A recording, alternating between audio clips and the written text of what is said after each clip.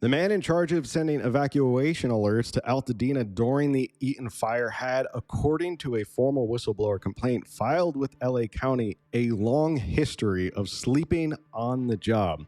The complaint alleges he was asleep in his office during his overnight shift, the same shift when 18 of the 19 people who died in that fire were in neighborhoods that didn't receive a single evacuation alert before 3:25 in the morning. And in this video, I'm going to walk you through exactly what a county whistleblower says happened inside LA County's Office of Emergency Management that night and show you the system that put a 40-year county employee with a documented sleeping problem in charge of life or death alerts during the worst fire tragedy in modern LA history. Now stay with me because these staffing numbers alone will make your jaw drop, and we're going to get into that story right now.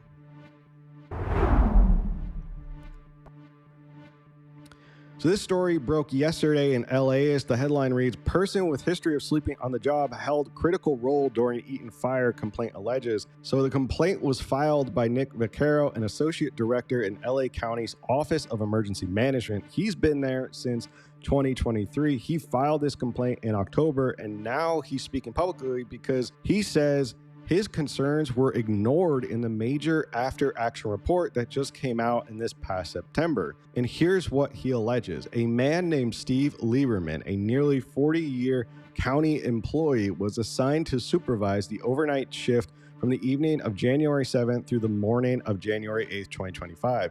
That's the night the Eaton fire spread through Altadena.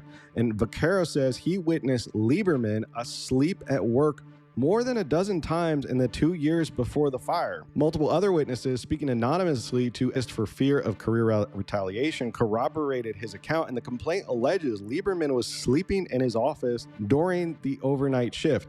Now, Lieberman denies being asleep during the active emergency. He told LAist he may have fallen asleep at work at times over his 38-year career, which not sure that really makes it any better, but not that night. He called the assertion bogus. The county's emergency management director, Kevin McGowan, said in a statement that he only saw Lieberman fully awake and doing his job that night. So there is a disputed account here, but what is not disputed is the system that put them all in this position. So let's zoom out, because the Lieberman detail, as alarming as it is, almost a symptom of much bigger problem. LA County's Office of Emergency Management, the agency responsible for coordinating disaster response and sending evacuation alerts to more than 10 million residents, had 37 employees and a budget of $14.5 million at the time of the fire. So let that sink in. 37 employees for the largest county in the United States. Compare that to New York City, 8.5 million people, which has 200 emergency management staffers and an $88 million budget. Or San Diego County, for that matter, a third of LA's population, which has 43 staff and over 12 million. LA County has nearly triple the population of San Diego and fewer emergency management employees. So this isn't a personnel problem, it's a structural failure that has been documented, flagged, and ignored across multiple disaster cycles. Now here's where it gets worse. By January 7, 2025, the National Weather Service wasn't just warning about dangerous fire weather. They issued what's called a particularly dangerous situation designation, a PDS. And that language is reserved for only the most extreme fire weather events. The warning said strong winds are coming. And this is as bad as it gets. The county's Emergency Operations Center activated. Vaquero, who is the whistleblower, arrived early, and he had been tracking this forecast for days. He said everything pointed to potentially the most catastrophic wind event he'd ever seen. And yet, here's the timeline of January into January 8th. The Eaton fire is first reported at 6:23 p.m. on January 7th. The first evacuation alerts go out to eastern parts of Altadena around 7:30 p.m. So Vaquero hands off to Lieberman and goes home around 8 p.m. Around 11 p.m. and into midnight, fire and 911 dispatch reports indicate the fire is now moving west. So now you have multiple reports of flames west of Lake Avenue. And 3:25 a.m. on January 8th, the first evacuation order goes to West Altadena. An evacuation warning, which would have told residents to prepare to leave, was never sent. 18 of the 19 people who died in the Eaton fire were west of Lake Avenue. And if this story made you feel something, a like really goes a long way. And thank you for tuning into California Underground News Channel. All right, let's get right back into it. Now, here's what the official after action report commissioned by the county and conducted by the McChrystal Group found. The report identified what it called long-running systemic challenges, end quote, at OEM. Small staff, lack of training, no formalized procedures, no official documentation system for recording which zone should receive evacuation orders, who made the decision, or what time they communicated it. And a quote from the report says, no official form or documentation was used by the county fire department, the sheriff's department, or OEM to jointly and formally record which zones should receive evacuation orders or warnings. In the middle of the worst wildfire conditions the region had seen, nobody was actually keeping a formal record. But here's the part that really got me. Vaquero says that in the week before the fires, he put together a staffing roster for the emergency. He had himself on daytime director duty. He had the department's number 2, Deputy Director Leslie Luke, on night shift.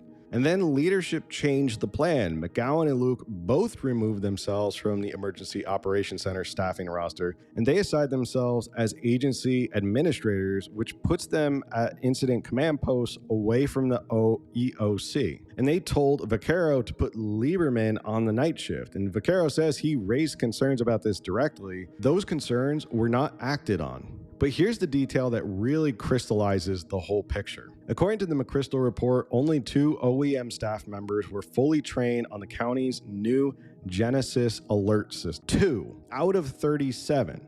One of those 2 people was sent to a pre-approved training in Mississippi during the week of January 6th, and Vaquero pushed to cancel the trip given this forecast. He says he was told leadership had fought too hard to get her there to cancel. And the county's response? They say the National Weather Service didn't issue the particularly dangerous situation warning until after she'd already left, which is technically accurate, but the forecast showing catastrophic fire weather was visible days earlier. And that PDS warning came January 6th, the day after she departed January 5th. One day's difference. So let's name what this actually is. LA County has known since at least 2023, when it released its own after-action report on Tropical Storm Hillary, that OEM had confusing information sharing from management, a lack of established processes for activating the Emergency Operations Center, and insufficient staff training on alert systems. The same problems documented 2 years before 19 people died in Altadena. And what happened before that report and the Eaton fire? Nothing meaningful. Now, the county is proposing to add 44 positions to bring OEM to roughly 80 people, and they're restructuring. They say they're fixing it. But here's the question nobody is asking loudly enough. If it takes a mass casualty event to take your own after-action report seriously, what does that say about the value you placed on the lives that would eventually pay the price? Vaquero says he worries nothing will change if people don't speak up.